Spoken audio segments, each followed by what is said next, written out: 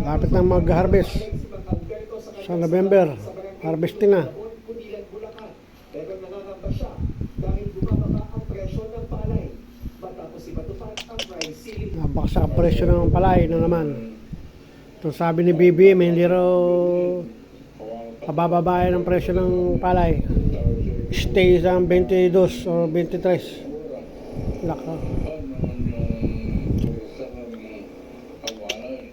Ayon sa agricultural stakeholders, bumaba na ng 3 piso ang presyo ng palay. Lako. Mula sa 23 pesos, nasa 20 pesos na lang ito kada 20 pesos. At may ibang umaabot pa sa 17 pesos. Lako po, 17. Ang Federation of Farmers at tatanungin, dapat nang ipatigil ang pagpapatupad ng price ceiling. Price ceiling. Ito ng epektibo sa pagpapababa ng presyo ng bigas. Imported. Imported na rice eh.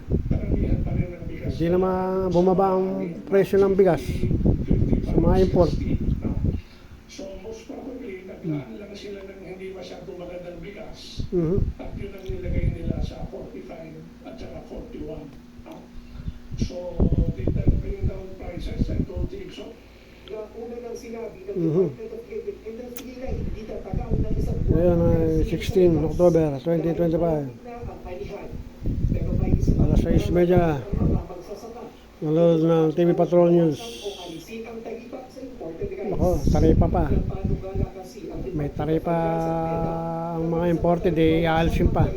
Taripa. para mabababa ang presyo nito sa mga pamilihan. Isa rin ito sa mga inilatag na paraan ni Marikina Executive Representative Stella Kimbo sa ilalim ng Kimbo. inihatid ng Philippine Rice Emergency Response Act. Well, the rest of the year, habang meron tayong problema sa supply. So that's one. Tungkol dito si Mang Avelino. Kapag natuloy kasi ang pagbabago Jasmine. sa tarifa ng imported rice, mas madali nang makakapag-angkat ng bigas ang mga importer. Gagamit ang supply na makakapag- Bababa ang demand. Kung kailan mo yung mag-aanihan na, tsaka dumadating yung mga inaangkat, sinasabayan. Lako, oo Kaya nga. bumaba ang presyo ng bigas, sino dapat na wala. Parang wala pera ng tao. Pagpapagin ang ilan, Kung kailang mag-harvest tsaka mag-import ang kabuhayan ng mga magsasaka. ng bigas. Ang solusyon parati nila pagdating sa prices and inflation is always importation. Importation. Lako. So, now they are proposing to bring down the tariffs, no? Lako. And ang tama nun sa magsasaka na naman that will create an additional depressing effect on palay prices, no? Because the traders will anticipate that the prices of imported rice will go down. So, ibababa na rin nila yung presyo ng pambili nila ng palay sa mga magsasaka. Lako. Samantala, patuloy namang nag-aabot ng tulong ang PSWD sa mga Sus. Pilipino negosyanteng naapektuhan. Presyo ng bigas 20. Inapruba agad din ng Comelec BBM price rice 20 kilos.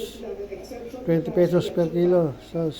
ang maituloy ang pamamahagi ng 15,000 peso cash aid sa mga apektado rice retailers. Sa ngayon, nasa higit 4 na rice retailers na mula sa iba't ibang bahagi ng bansa ang